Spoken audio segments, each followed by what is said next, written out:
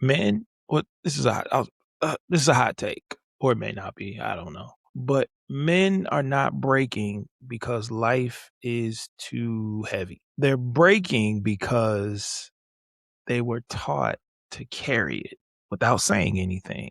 Words like phrases like be strong, handle it yourself, figure it out, you better not cry.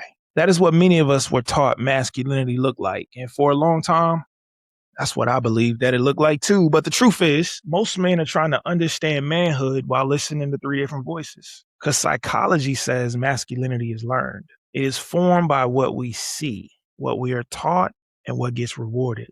Culture says masculinity must be proven through money, status, success, influence, power, control. Culture keeps asking, what can you point to prove that you are a man? But scripture says strength must be surrendered.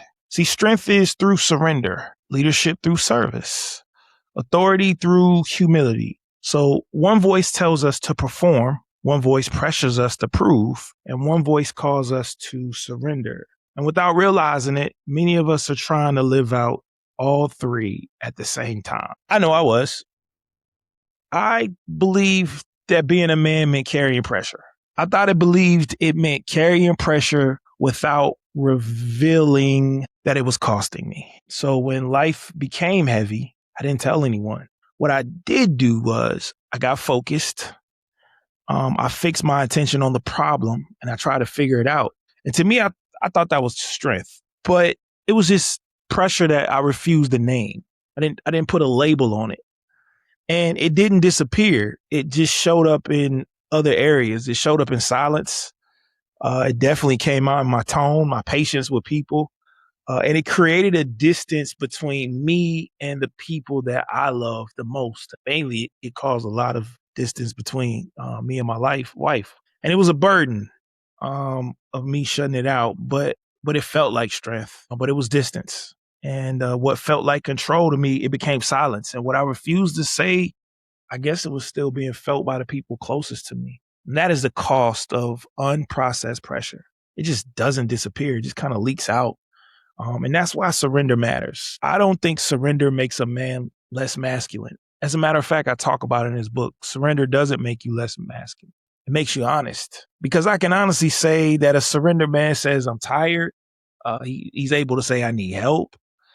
You might even say, I don't even have the answers, or this might be too heavy for this season. But he does not confuse silence with strength. And I think that's a big deal. He doesn't perform control. And even while he's eternally drowning, because surrender is not the removal of pressure.